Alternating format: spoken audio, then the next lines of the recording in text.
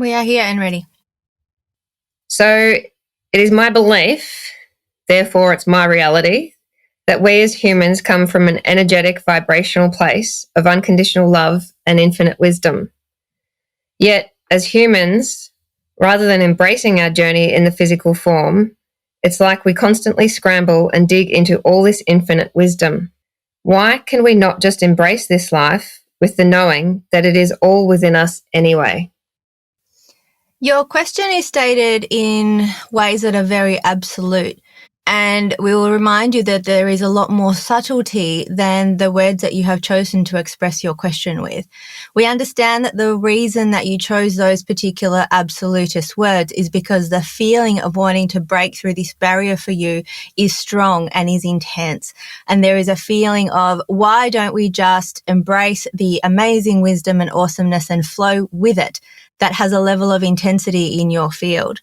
We will remind you that children come open. They are open, they are receiving, they are giving, they're in a state of exchange, and that is something that is your natural nature. And none of you have actually lost it. But as you are socialized and guided to a process of disconnecting to yourself and your own validation in exchange for the validation that you seek from others, there are, we will say, blocks. There are impediments to your experiencing that connection. But the wisdom is within you always. And the process is one of unlearning the ways that you have learned to disconnect. And you are not disconnected from your wisdom in any real way, only in superficial experiential ways. Each of you, even those of you that think you have no intuition, have gut feelings, have knowings, have insights that you often then ignore with the power of your mind. You doubt yourself a lot. And the process of evolution of humanity, but also of you as individuals, is often of losing something and then reclaiming it consciously. Those of you that choose the conscious path do the work of untangling, unraveling, and always reclaiming what is already there. You do not find external divinity and insert it inside of yourself. It is always a process of clearing and amplifying what already exists. Maida speaks about clearing the crap and building the awesome, because that is what is required. But never is it about getting something external and adding it to you. It is always a process of uncovering the ways that you are blocking what is already there and allowing what is already there to shine. But we remind you of this: you all have wisdom and you access it every day. So the first advice that we would give you, the first suggestion that we would present to you, is to not think about it in such absolutist terms, because if you feel into your experience of both yourselves and those around you, you will come to realize that you are not always disconnected from your wisdom. You are not always heavy. You are not always denying the bliss and the joy that is available to you, as well as the wisdom and the guidance. That is not what's true. And if you continue with that story, you will continue with that experience, as you so expertly started your question with. So be playful with it. And again, we repeat this regularly. Guide yourself by watching your children, that level of openness and curiosity that they have. Rather than coming to this with an energy of this is wrong, it needs to be different, come to it with an energy of, I wonder how I could make this more expansive for myself. I wonder how this could be more expansive for others. I wonder how I might play with this in order to create more of an experiential connection to my wisdom and my flow. That will be the first step, because it will be getting rid of any rigidity that you are using to fight against the thing that you want to improve. And you can never use rigidity to fight against what you want to improve and create improvement with flow. Rigidity does not lead to flow. And what you want is flow. Absolutely. So in saying that, with watching the children playing and trying to bring the playfulness into our flow, I guess it's difficult when we're in such a rigid, I guess, social structure. Does that make sense? Say more. So how do we bring so much playfulness and like childlike playfulness when we are surrounded by so much rigidity and, I guess, restrictions almost on being so playful? By realizing that you are not a victim to your circumstance, by reclaiming the power within to work with yourself, to play with yourself and free yourself from the inside. Herein lies the problem. Many of you are seeking salvation from the external. Maida works with money energy, and a lot of what she finds is that people that want money want it for a sense of freedom that they do not experience in their daily life. And her work is to create a recalibration of the energetics, or to encourage and help the people that she works with to recalibrate the energetics so that they are already feeling the sense of freedom, because nothing external is an antidote to what you are feeling internally. So firstly, do not expect the circumstances to change before you can find your playfulness. And secondly, we adore you humans. You are impatient. You want the things when you want them, and you want to go from rigidity to playfulness in one quick leap. That will not work. Instead, encourage yourself to slowly, gently, easefully move towards playfulness, because playfulness has the energy of gentleness. Playful and force and push, they're not the same. So encourage yourself gently and playfully to become playful. Do not make it serious. Do not make it this. Do not hear our words and interpret it in the form of, if I want the things that I want, I have to learn to be playful, and I must make a list of structured activities in order to regain my play. That will not lead you where you wish to go, because again, we remind you, you wish for flow. You wish for expansiveness. You wish for freedom, and all of those things are available to each one of you, even if your external circumstance does not look as though it is conducive to that experience. Find it inside of yourself and do it slowly. Do it slowly.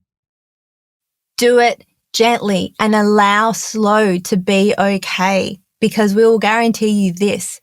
As you take gentle baby steps that you are comfortable with in an attitude of exploration and expansion, you will gain a level of ease and effectiveness that trying to push yourself and force yourself into playfulness will never achieve. It all makes perfect sense, of course. So I guess that brings me... We will interrupt you to say this. We are not really here to teach you anything new. We are here as a form of you to remind you of what you already know.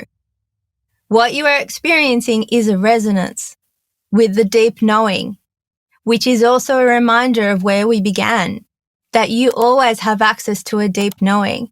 The fact that this feels like something to you means you know it, you recognize it, you are having resonance with it. You are wise, and we are merely here as reminders of your own wisdom. Thank you for the reminder.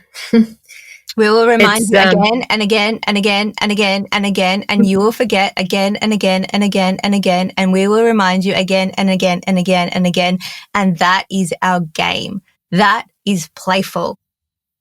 Do not make it heavy and hard, because it is a game, and we are playing it with you.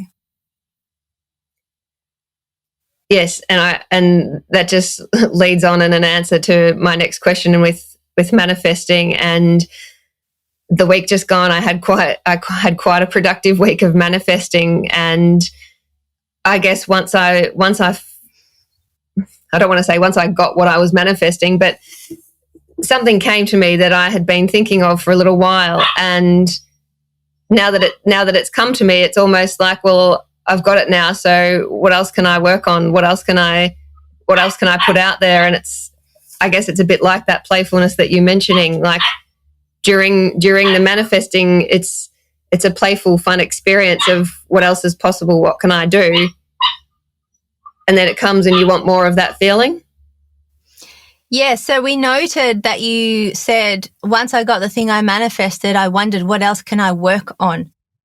And our thought to you that we are offering, and you are already feeling, and we are just again reminding you, is what else could I play with? Feel the difference between the statement, what else can I work on? And what else could I play with? Feel the energetic difference, the experiential difference between those two questions. And the difference between them is subtle, but it is also pronounced. And as you guide yourself towards that feeling of what else could I play with, the lightness, the bubbles of lightness that arise within you when you consider that, you will be guided to more and more lightness. The growth available to you is exponential. The miracles that you are destined to create when you flow are going to be incredible to you. You sometimes experience manifesting, and that is joyful and delightful, and we are not minimizing those achievements. But there is so much more that is available to you, and the way forward is play. The way forward is following the breadcrumbs of the energetics that are lighting you up. The way forward is to follow your heart. And when you hit resistance, because you will, to not reject that resistance, to turn towards it. Please do not yell affirmations that are not true inside your inner world to try and silence the parts of you that are in doubt. Instead, turn towards the parts of you that are in doubt and dialogue with them. Open up to them. Ask them what they need, because they need something. They feel as though they are protecting you. They are there to guide you in a particular way that has been productive for you in the past. There is no part of you that sabotages you for no reason. The current idea that you have of self-sabotage is incorrect. It looks like self-sabotage because it looks like you stop yourself from achieving the things that you want. But we will tell you this, that occurs because there is a part of you that is fearful of the consequences of you having the thing that you want. And if you do not address that, if you do not heal and integrate that part of you, you will keep bumping your head up against brick walls and wondering what is wrong with you. Nothing is wrong with you. Nothing is wrong with you. Nothing is wrong with you. Nothing is wrong with you. There is nothing wrong with you. You are all divine, and you are all meant to experience flow, which is why when you do not experience flow, you wonder what is wrong with you. Nothing is wrong. There is just some areas that need attention and integration and love. They do not need rejection. And what is happening with most spiritually conscious people is when they turn to those parts and they see them as blocks, they want to cut them out of themselves as though they were a tumor. That will never lead to wholeness. That will only lead to division of self, less energy with the self, conflict within the self. And what you wish to do really deeply is return to wholeness. Return to the wholeness with which you were born, which you have actually never lost, but you have lost your connection with it. So play.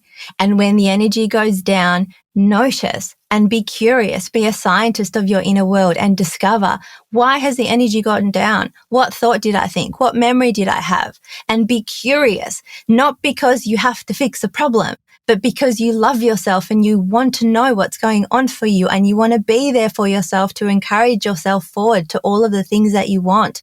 Be your own best supporter. Be your own best ally. Be there for yourself in deep ways, the way you would to those outside of you that you love.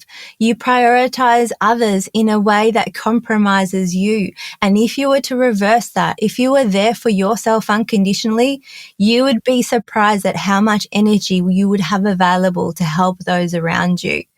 The analogy of the oxygen mask is important, because as you actively choose you, as you actively support you, as you actively love you, not just as a theory, not just as an idea, not just something to tick off your self-care list, but genuinely love you, you open yourself up to the experience of the divinity and the wisdom that is always within you, always within you, always within you.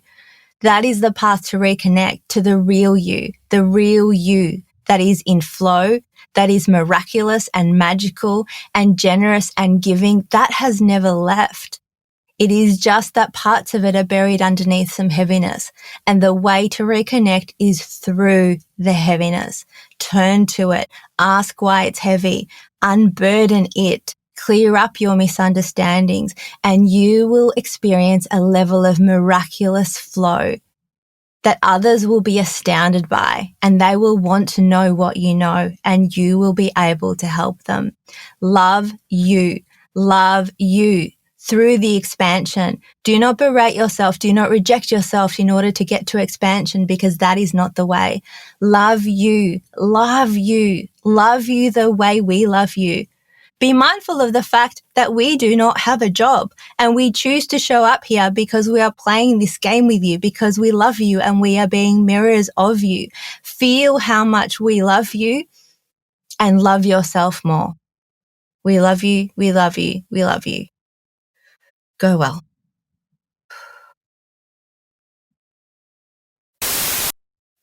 That made me want to cry a little. Mm-hmm. Oh, they really love us so much. Oh, I know. I'm just covered in goosebumps. Oh, are you? Oh my God. I think I'm going to cry. But